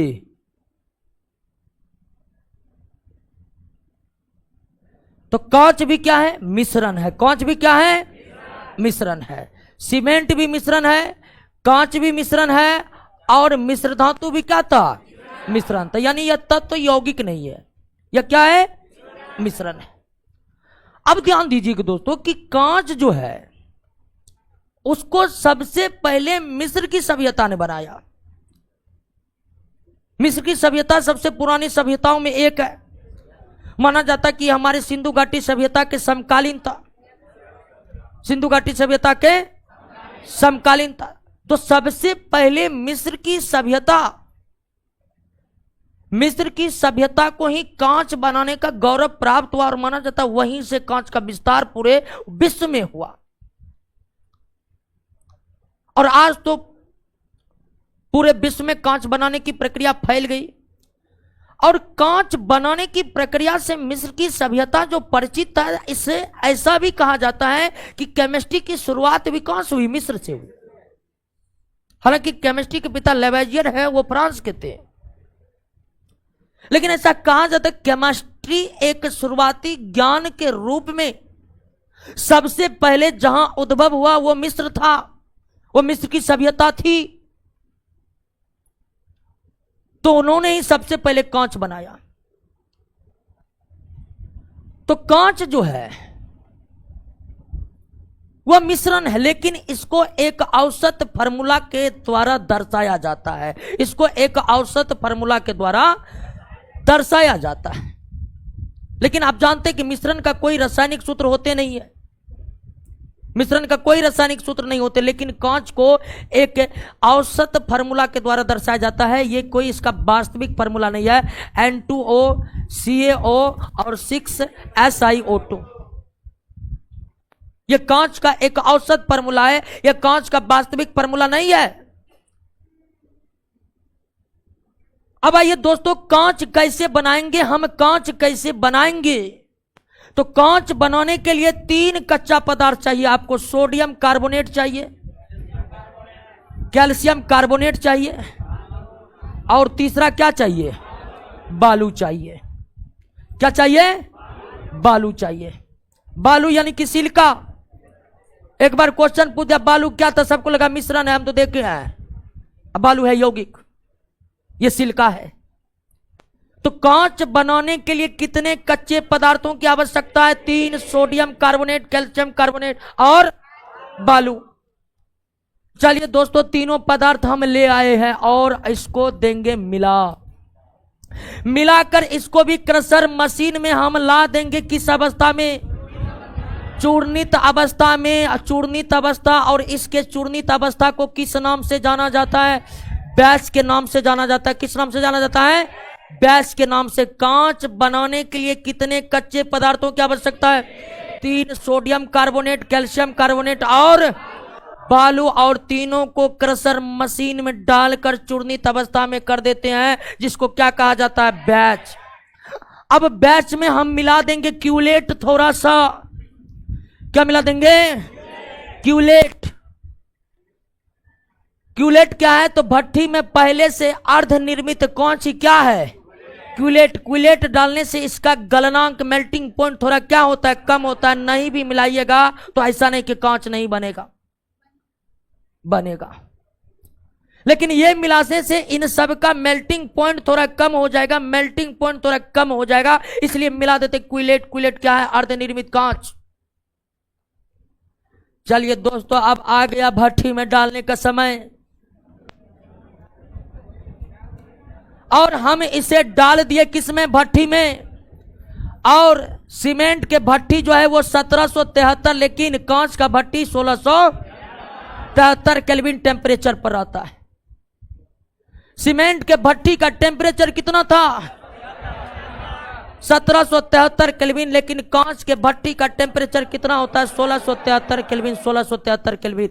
और भट्टी में, कांच की जो भट्टी होती है उसमें दो प्रमुख रिएक्शन होता है। सबसे पहले आपका सोडियम कार्बोनेट रिएक्शन करेगा बालू से, सोडियम कार्बोनेट रिएक्शन करेगा बालू से और बनाएगा सोडियम सिलिकेट Na2SiO3, और क्या निकलेगा? CO2 gas. और दूसरा रिएक्शन कैल्शियम कार्बोनेट पुनः बालू से रिएक्शन करता है, बालू से रिएक्शन करता है और बनाता है कैल्शियम सिलिकेट। क्या बनाता है? कैल्शियम सिलिकेट, और बनता है कार्बन डाइऑक्साइड। यानी कांच के भट्टी के ऊपर से कौन गैस निकलते रहते हैं? और कार्बन डाइऑक्साइड गैस को निकलाने बल्कि जमा कर लिया जाता है। इस कार्बन डाइऑक्साइड गैस का इस्तेमाल यूरिया बनाने में किया जाता है। यूरिया, नाइट्रोजनी उर्वरक जो भारत के किसान सबसे ज्यादा इस्तेमाल करते हैं, वो यूरिया बनाने के लिए, यूरिया बनाने के लिए दोस्तों अमोनिया और कार्बन डाइऑक्साइड की आवश्यकता पड़ती है। अमोनिया और कार्बन डाइऑक्साइड की आवश्यकता पड़ती है। तो ये कांच के भट्टी से जो है कार्बन डाइऑक्साइड होता है, तो इसको डायरेक्ट हवा में नहीं उड़ा दिया जाता, बल्कि इसको भी स्टोर करके सीधे यूरिया फैक्ट्री भेज दिया जाता है। अब आपके भट्टी में ये बच गया किया सोडियम सिलिकेट, और इसी को कहते हैं क्या? कांच। यानी कांच मिश्रण है किसका? सोडियम सिलिकेट और कैल्शियम सिलिकेट का मिश्रण है। कांच किसका मिश्रण है? सोडियम सिलिकेट, कैल्शियम सिलिकेट का मिश्रण है। जैसे cement die calcium silicate, tri calcium silicate और ट्राई कैल्शियम एल्यूमिनेट का मिश्रण था, ये कांच सोडियम सिलिकेट और कैल्शियम सिलिकेट का मिश्रण है। अब ध्यान दीजिए कि भट्टी से जो ये कांच प्राप्त होता है, अर्थात सोडियम सिलिकेट कैल्शियम सिलिकेट का जो मिश्रण प्राप्त होता है, एकदम गर्म रहता, पूरा हॉट, पूरा हीट। भट्टी से जो ये सीमेंट कांच, भट्टी से जो ये कांच निकलता है, ये लिक्विड अवस्था में होता है। लिक्विड अवस्था में, किस अवस्था में? लिक्विड अवस्था में रहता है। और लिक्विड अवस्था में जो इसको ठंडा करिएगा तो ठंडा करना पड़ता है धीरे धीरे। क्यों? ठंडा धीरे धीरे, मध्यम गति से ठंडा करना पड़ता, ना तेजी से आप ठंडा कर सकते हैं ना धीमी गति से। अगर इस कांच जो भट्टी से एकदम लिक्विड अवस्था में बहुत गर्म रूप से निकलता है, अगर इसको आप तुरंत ठंडा कर दिए, कांच आपका हो जाएगा भंगुर। और धीरे धीरे कांच, धीरे धीरे ठंडा करिएगा तो कांच हो जाएगा अपारदर्शी, आर पार दिखेगा ही नहीं। तो भट्टी से प्राप्त कांच को जो लिक्विड अवस्था में बहुत गर्म होते हैं, अगर हम बहुत तेजी के साथ ठंडा कर लेंगे तो वे भंगुर हो जाएंगे, धीरे धीरे ठंडा कर लेंगे तो अपारदर्शी हो जाएंगे। एक ही रास्ता है कि आप इसे मध्यम गति से ठंडा कीजिए। मध्यम गति से ठंडा करने के बाद जो है दोस्तों, इसे मध्यम गति से ठंडा करने की जो प्रक्रिया है उसे अनीलिंग कहते हैं। क्या कहते हैं? अनीलिंग। अनीलिंग हम लोहा का कर चुके, क्लियर है ना? लेकिन यहां पर याद रखना है कि जो लिक्विड कांच भट्टी से जो निकलता है, उससे तुरंत कांच के समान बना लेते हैं। यानी कि कांच से ग्लास बनाना है, ठीक है, कांच से गिलास बनाना है कि कप बनाना है, जो उपकरण बना रहा उसका सांचा तैयार होता है, उसका सांचा तैयार आता, भट्टी से निकाल कर उसको सांचे में डाला जाता है, अब फिर धीरे धीरे ठंडा कर लिया जाता है। क्योंकि अगर कांच ठंडा गया तो फिर उससे आप कुछ बना सकेंगे, नहीं बना सकेंगे। इसलिए कांच से अगर कोई सामान बनाना है तो तुरंत उस लिक्विड कांच को उस सामान के फर्मा में डाल करके अब फिर उसे ठंडा किया जाता है। यह नहीं कि ठंडा लिए देख रहे हैं टी शर्ट वाला बड़ी मुश्किल मार रहे हैं, एकदम चोच में चोच सटा कर बात कर रहे हैं।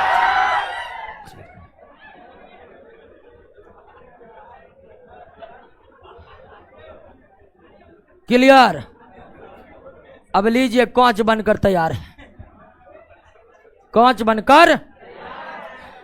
अब देखिए तो जब इस्पात बनाए थे, इस्पात बनाए थे तो और भी कई कंपोनेंट मिलाकर हम इस्पात में अलग अलग गुण पैदा किए थे। कठोर बनाने के लिए मैग्नीज डाल दिए थे, जंग रोधी बनाने के लिए क्रोमियम निकेल डाल दिए थे, चमचमाते उजला रंग लाने के लिए क्रोमियम डाल दिए थे, वैज्ञानिक उपकरण बनाने के लिए निकेल डाल दिए थे, ट्रांसफार्मर बनाने के लिए इस्पात में सिलिका डाल दिए थे। तो ये जो भट्टी से जो हमें कांच प्राप्त हुआ था, जो सोडियम सिलिकेट और कैल्शियम सिलिकेट का मिश्रण है, वह सबसे निम्न कोटि का कांच है। कांच में और भी कई कंपोनेंट मिलाकर हम एक से एक कांच का निर्माण करते हैं। सबसे निम्न कोटि का कांच कौन होता है? सोडा कांच। अभी सो भट्टी से आपको कांच निकला है जो सोडियम सिलिकेट कैल्शियम सिलिकेट का मिश्रण था, वो कौन कांच था? सोडा कांच था। सोडा कांच सबसे निम्न कोटि का कांच है, बहुत जल्दी यह जो है फूट जाता है। अब देखिए होंगे कांच का, एक तो सीधा बात समझिए, कांच को हम आम जिंदगी में कांच कहते ही नहीं है, बल्कि शीशा बोलते हैं। हम अपने आम जिंदगी में जहां जहां शीशा का इस्तेमाल करते हैं, वास्तव में वो क्या है? शीशा एक धातु है, शीशा एक धातु है जिसका संकेत पीबी है। समझे कि नहीं समझे? तो हम अपने डेली लाइफ में जहां जहां भी शीशा का इस्तेमाल कर रहे हैं, जहां जहां भी शीशा का इस्तेमाल कर रहे हैं, वहां पर वो शीशा नहीं होता है, बल्कि वो क्या होता है? और सबसे निम्न कोटि का कांच कौन है? सोडा कांच। सबसे निम्न कोटि का कांच सोडा कांच। एक होता है कठोर कांच, कठोर कांच, हार्ड ग्लास। कठोर कांच, कठोर कांच बनाने के लिए क्या करते जो तो कि हम सोडियम कार्बोनेट के जगह यूज करते हैं क्या? Potassium carbonate. बात को समझ गए ना? कठोर कांच एकदम बहुत मजबूत। आप देखे होंगे आम जिंदगी में कांच का भिन्न भिन्न सामान का उपयोग जरूर किए होंगे। हालांकि बहुत आदमी को स्टील प्लास्टिक से ज्यादा कांच ही पसंद होता है, चाहे वो बार बार फूट ही क्यों न जाए, ठीक है। तो कठोर कांच होते, एक कांच का कुछ सामान लाएगा, गिलास से जैसे लाए, एक बार गिरा फूट गया। अब बहुत की मजबूती इतनी रहती, गिरा दिए फर्श पर गिर गया, नहीं फूटा। तो वो कठोर कांच जो होते हैं वो बहुत कम भंगुर होते हैं। और कठोर कांच बनाने के लिए हम कांच के एक कंपोनेंट में सोडियम कार्बोनेट लिए थे ना, तो कठोर कांच बनाने के लिए सोडियम कार्बोनेट की जगह क्या लिया जाता है? कैल्शियम कार्बोनेट लिया जाता है। सोडियम कार्बोनेट की जगह क्या लिया जाता है? सॉरी, पोटेशियम कार्बोनेट लिया जाता है, पोटेशियम कार्बोनेट। एक होता है सीसा क्रिस्टल कांच, सीसा क्रिस्टल कांच। सीसा क्रिस्टल कांच एकदम महंगा कांच, ये सबसे महंगा कांच है। जितने आकर्षक रंग के कांच देखते हैं जो झिलमिलाहट पैदा करती है, वो कौन कांच होता है? सीसा क्रिस्टल कांच बनाने में भी पोटेशियम कार्बोनेट के साथ लेड ऑक्साइड और तब जाकर कैल्शियम कार्बोनेट, तब जाकर बालू का इस्तेमाल होता है। यानी कि सीसा क्रिस्टल कांच में एक कंपोनेंट क्या बढ़ गया? Lead oxide. और दूसरा कंपोनेंट यहां पर सोडियम कार्बोनेट की जगह क्या इस्तेमाल हुआ? पोटेशियम। इसको भट्टी में गर्म किया जाता है। यह सीसा क्रिस्टल कांच। और इस कांच की विशेषता होती है कि एकदम आकर्षक झिलमिलाहट प्रदान करती है। जिस तरह हीरा हीरा झिलमिलाहट प्रदान करती है, ठीक उसी तरह का ये झिलमिलाहट प्रदान करता है शीशा क्रिस्टल कांच। ये बड़े महंगे कांच होते हैं। महंगे महंगे कांच के जो उपकरण बनाए जाते हैं वो किस कांच के बनाए जाते हैं? शीशा क्रिस्टल कांच के बनाए जाते हैं।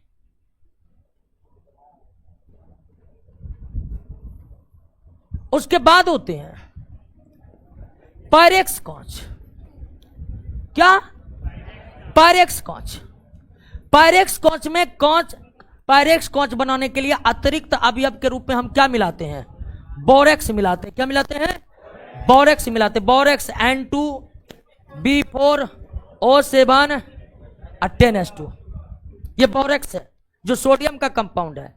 तो पायरेक्स कांच बनाने के लिए सोडियम कार्बोनेट, बालू, कैल्शियम कार्बोनेट तो चाहिए। अतिरिक्त अवयव के रूप में क्या मिलाते हैं? बोरेक्स मिलाते हैं। अतिरिक्त कंपोनेंट के रूप में क्या मिलाते हैं? बोरेक्स मिलाते हैं। और इस कांच की विशेषता क्या होती है? इस कांच की विशेषता होती है कि यह कांच अत्यधिक उष्मा सहनीय होता है। प्रयोगशाला में आप देखे होंगे कि सब कांच का बर्तन रहता है। कांचे के बर्तन में गर्म भी किया जाता है। कांच के बर्तन में किसी पदार्थ को क्या किया जाता है? गर्म किया जाता है। और वो सारे प्रयोगशाला उपकरण किस कांच के बनाए जाते हैं? और पायरेक्स कांच की सबसे बड़ी विशेषता है कि उष्मा सहनीय होता है। इसमें आप पानी भी गरमा सकते हैं पायरेक्स कांच के बर्तन में। क्लियर? बहुत ज्यादा उष्मा सहनीय होता है। अच्छी क्वालिटी का जो कप ग्लास बनाए जाते हैं वो भी पायरेक्स कांच के बनाए जाते हैं। नॉर्मल कांच में बहुत गर्म पदार्थ डालिएगा ना, तुरंत वो क्या कहते हैं, दरारें आ जाएगी उसमें। लेकिन पायरेक्स कांच उससे मुक्त होता है। हालांकि ये महंगे होते हैं लेकिन उससे वो मुक्त होता है। क्लियर? उसके बाद होता है पायरेक्स कांच हो गया। उसके बाद होता है प्रकाशीय कांच। क्या होता है? प्रकाशीय कांच। प्रकाशीय कांच कोई विशेष कंपोनेंट इसमें नहीं मिला होता है। बस प्रकाशीय कांच बनाने के लिए गलतियां जरा सा भी नहीं होनी चाहिए। हम जिप्सम से प्लास्टर ऑफ पेरिस बनाने की विधि को बताए थे कि सावधानी गई और प्लास्टर ऑफ पेरिस गई। जिप्सम से प्लास्टर ऑफ पेरिस बनाने की विधि बताए थे और आपको बताए थे कि उसको गरमा दीजिए, प्लास्टर ऑफ पेरिस नहीं बनेगा। जिप्सम से प्लास्टर ऑफ पेरिस बनाने में जरा सा भी असावधानी होती है, सीधा उसका जो है प्लास्टर सीधे पेरिस से चला जाता है, मतलब नहीं बनता। आपको बहुत सावधानी बरतनी पड़ती है। तो प्रकाशीय कांच बनाने के लिए कोई अतिरिक्त कंपोनेंट नहीं चाहिए। बस कांच बनाने में जरा सा भी मिस्टेक। 1673 है तो 74 नहीं होनी चाहिए भट्टी का टेम्परेचर। और पायरेक्स कांच का 2 प्रकार आपके नोट में दिया हुआ है, क्रूक्स कांच, फ्लिंट कांच और क्राउन कांच। सॉरी, फ्लिंट कांच तो कठोर कांच के श्रेणी में आता है।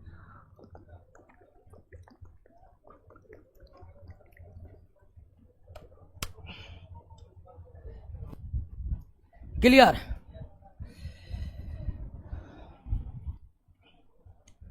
छठा है आपका फोटो क्रोमिक कांच।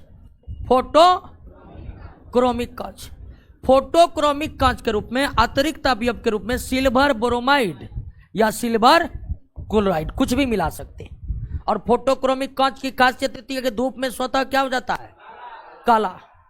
फोटोक्रोमिक कांच वो कांच है जिसमें एक खास गुण होता है कि यह धूप में स्वतः काला हो जाता है, स्वतः काला हो जाता है। तो फोटोक्रोमिक कांच बनाने के लिए अतिरिक्त अवयव के रूप में क्या मिलाया जाता है? सिल्वर ब्रोमाइड या सिल्वर क्लोराइड भी मिलाया जाता है, ब्रोमाइड भी मिला सकता है, लेकिन दोनों नहीं, कोई एक कंपोनेंट आप मिला दीजिए। और इसका इस्तेमाल धूप चश्मा बनाने में होता है, आप जानते ही हैं, यह महंगा होता है। अगला है आपका क्या? हाँ, सेफ्टी ग्लास, सुरक्षा कांच। सुरक्षा कांच यानी कि बुलेट प्रूफ कांच।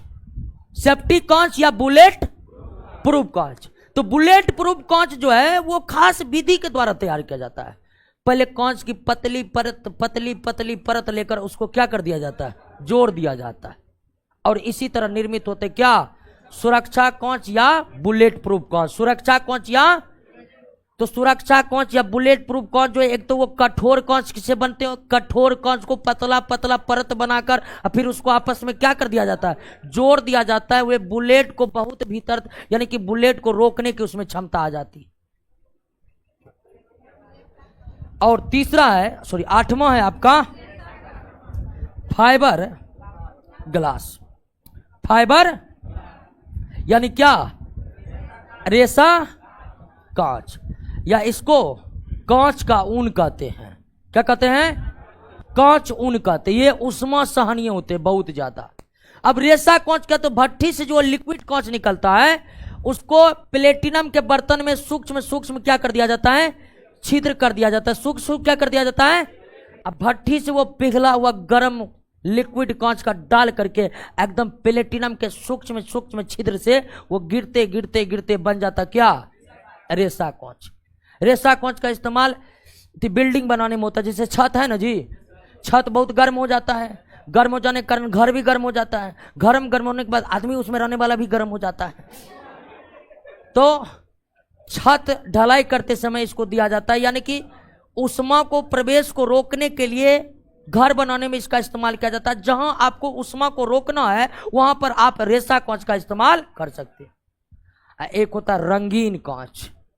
रंगीन कांच भिन्न भिन्न धातु के ऑक्साइड को मिलाकर बनाया जाता है, भिन्न भिन्न धातु के ऑक्साइड को मिलाकर बनाया जाता है, भिन्न भिन्न धातु के ऑक्साइड को मिलाकर बनाया जाता है। जैसे फेरिक ऑक्साइड मिला देंगे कांच का रंग भूरा, क्रोमिक ऑक्साइड मिला देंगे तो हरा। क्रोमिक ऑक्साइड का मतलब क्रोमियम ऑक्साइड, ठीक है। मैग्नीज डाइऑक्साइड मिला देंगे तो लाल रंग हो जाएगा, कोबाल्ट ऑक्साइड मिला देंगे तो नीला। तो कांच में रंग प्रदान करने के लिए उसमें धातु के ऑक्साइड मिलाए जाते हैं, भिन्न भिन्न ऑक्साइड से अलग अलग रंग आते हैं। चलिए दोस्तों, क्लियर हो गया। अगले क्लास में हम प्रश्न पर चर्चा करेंगे, तो मिलिए अगले क्लास में।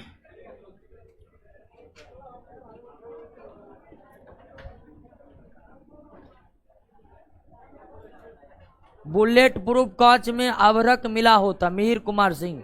नहीं, अभ्रक तो नहीं मिला होता, ऐसा तो नहीं देखने को मिला है। खासकर कांच के बारे में 10th क्लास का एनसीईआरटी जो दिया हुआ है, तो उसमें सुरक्षा कांच में तो अभ्रक की उपस्थिति के बारे में नहीं बताया गया है।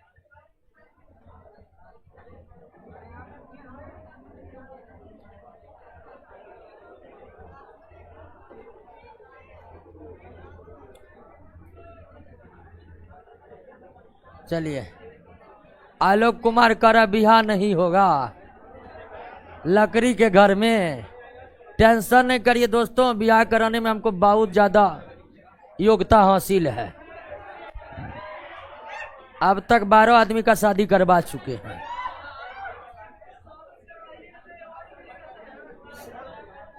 शादी करने में कोई भी परेशानी तुरंत सलाह लीजिए।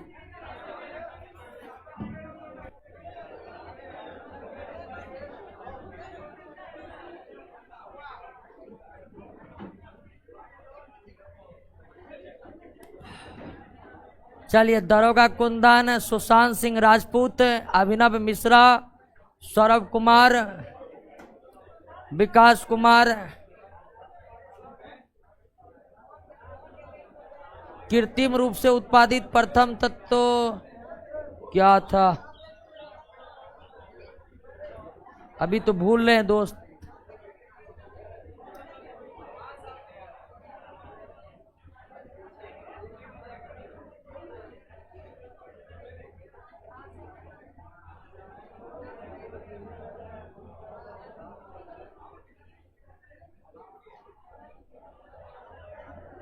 चलिए, बिट्टू राज, पवन कुमार। तो मिलते हैं अगले क्लास में।